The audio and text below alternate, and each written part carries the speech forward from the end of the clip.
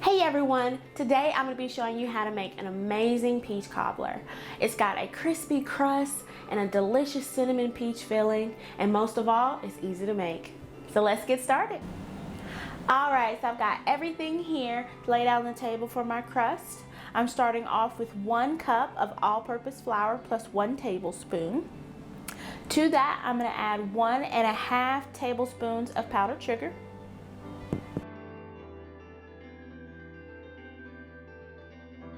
Give that a good little mix. Alright, now to that, I've got 1 stick of unsalted butter that I'm going to add. This has been in the freezer. And the reason I put it in the freezer is because I'm going to grate it into my flour.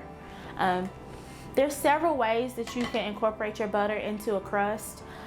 This is my favorite way and what I feel like is the easiest, because you just grate it, the fat's all evenly distributed throughout the flour. You don't have to worry about it. Other ways are going to be rubbing it between your fingers and the flour. And another way is putting it through a food processor and mixing it all up. But I just find that I like this the best.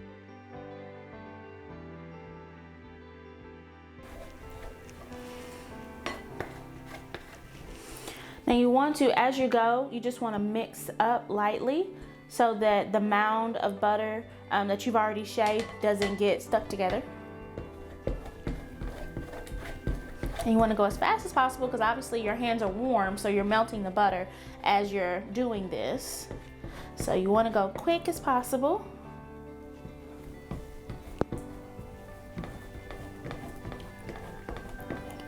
I remember back I worked at a restaurant and we had, of course, Sunday and Saturday brunch.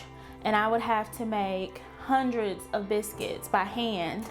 And this is what was my saving grace. It saved my thumbs, my forearms, my life. So it's easy, a whole lot easier to grate, 6 pounds of butter when you've got a grater versus trying to do it with your thumbs or if you don't have a food processor. So this is definitely a lifesaver. All right, so that's the last of my butter. I'm gonna give all of that a nice little mix with my hand.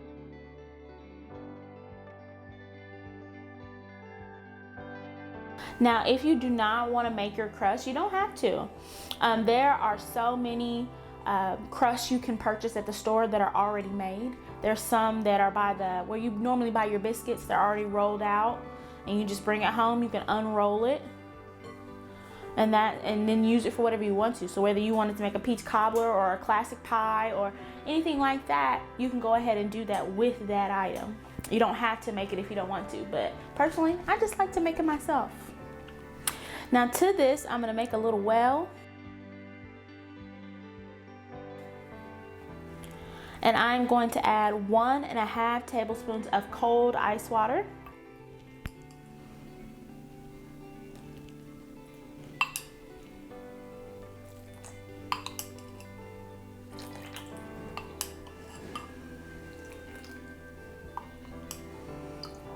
My eyeball this last half. There we go. And I do have a little extra water in here in case I need some. Now sometimes you will need a little extra depending on how dry your dough is.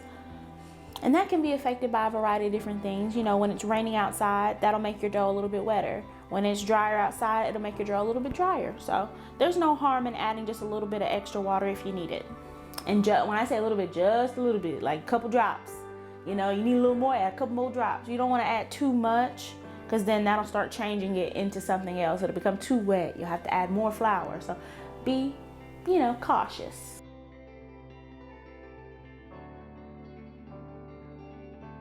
You don't want to work it too much because you don't want a tough crust. You want it to be nice and soft but still flaky.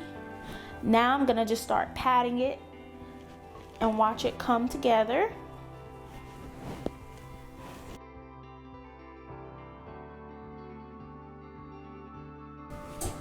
Get any excess up, try to get it all formed.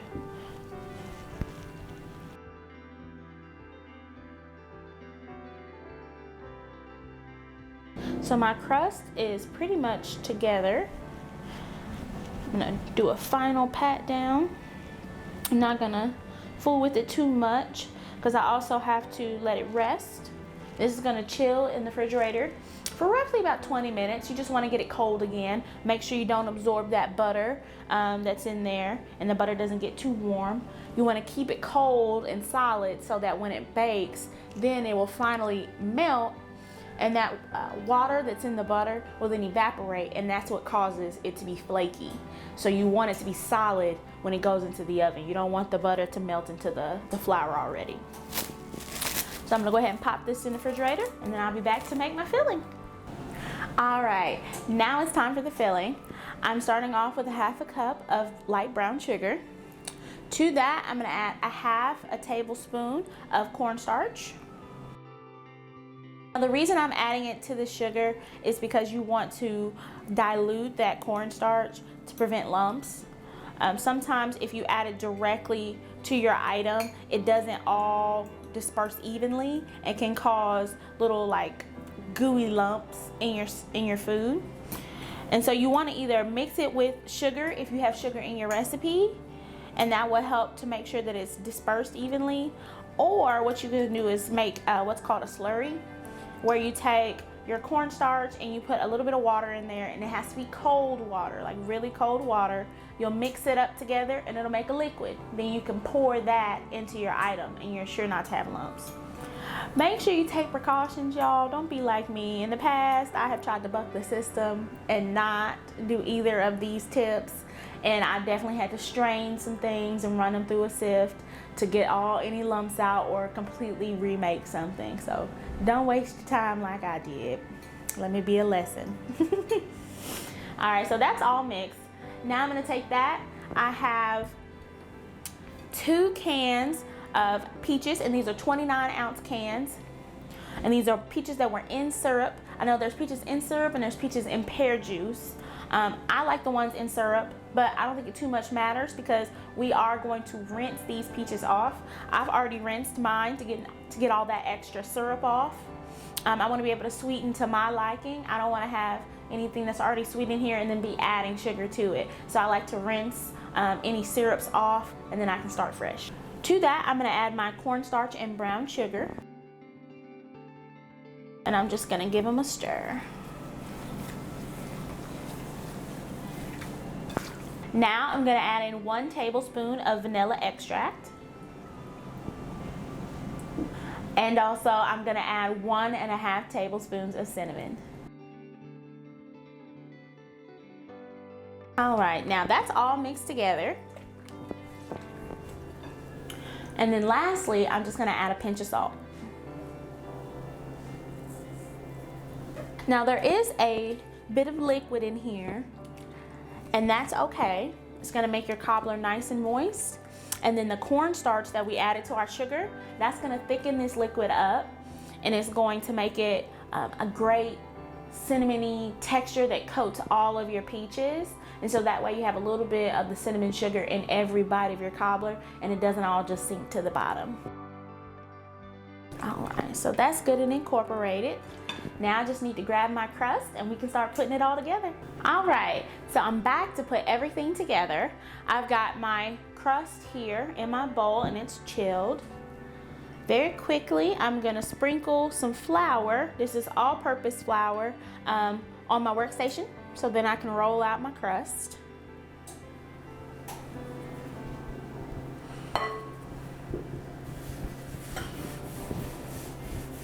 Now you don't want to do too much all-purpose flour to roll out your crust because all-purpose is usually very easily absorbed into doughs. So you generally would like to use bread flour, but most people don't have that on hand. So it's okay to use all-purpose, just don't use a ton.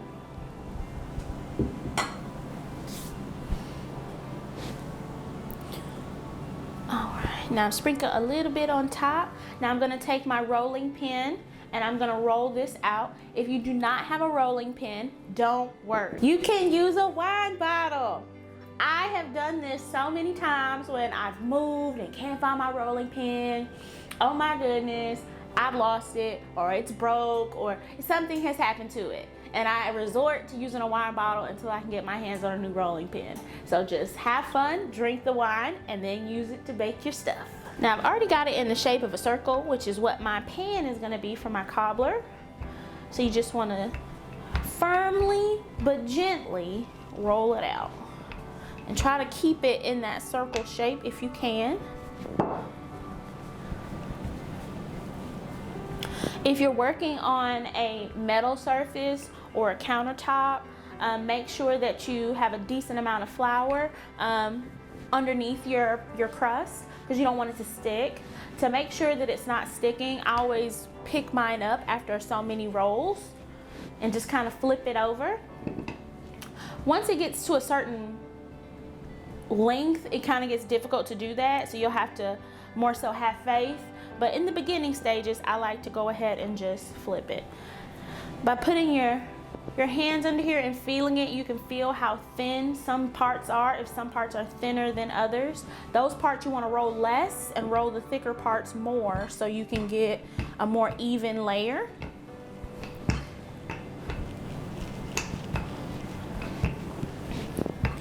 And if you start to get cracks around the sides, that's okay. You can put those together.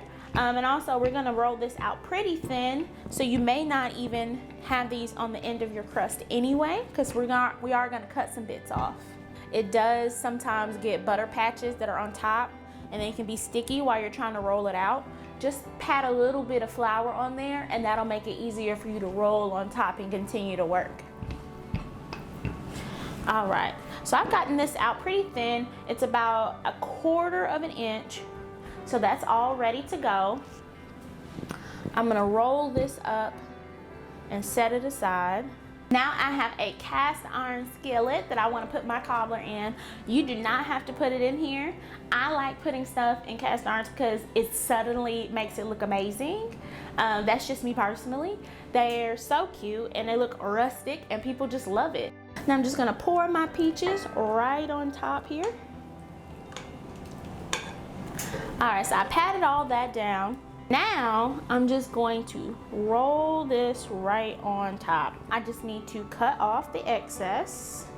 Now it's very simple. You're just gonna take the edges of your crust and you're just gonna tuck them right down the side. Now this doesn't have to be perfect, and it will get a little lumpy, and that's okay. It's rustic. I find that in baking, I tend to lean more towards things that look very perfect, but then sometimes there's certain things that just look so perfect being imperfect. And I think this is one of those things. So you don't have to get it exactly right. It doesn't have to be every inch in the perfect space. You know, just do what you can and it will come out looking amazing, delicious, and people will love it. Now this can breathe out through the sides. So you may experience a little puffing, but not much. If you do have puffing, don't worry. Once it cools down, any puffing will decrease and it'll all flatten out. The last thing I'm gonna do to top this off is I'm gonna egg wash it. So I'm gonna take 1 egg and then I'm gonna dilute that down with about 2-ish tablespoons of water, or you can use milk, and whisk those together very well. And then I'm just gonna brush that on top. Lastly, I've got my sanding sugar. Now this I'm just going to sprinkle on top. This just adds a little extra crunch to the top of your crust, and I love it. Now the reason you want to use sanding sugar is because sanding sugar is a thicker sugar crystal. It will not dissolve while you're baking. It'll dissolve a little bit to the point where it will stick to your item, but it will not dissolve completely, so it leaves you that crunch and sugary top that everybody loves. So you can find that over in the baking aisle where like the cake mixes are. There's like icing and then it'll say decorative sugar. The decorative sugar is the sanding sugar that I'm talking about. And you can use that. It comes in a variety of colors and you can sprinkle it on top of muffins, pies, whatever you like, honestly. All right, so I've got my cobbler out of the oven. It baked at 375 degrees for about 45 minutes and it's nice and golden brown. Now, time to taste it.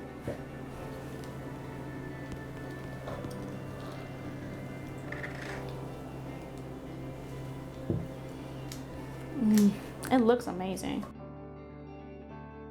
Now I did brush some honey on this right when it came out of the oven. That's an optional step. You don't have to do that. One reason I like doing it is because one, it will preserve your crust if you glaze it with honey, and then also adds a little color to it. All right, so now let's see how it tastes.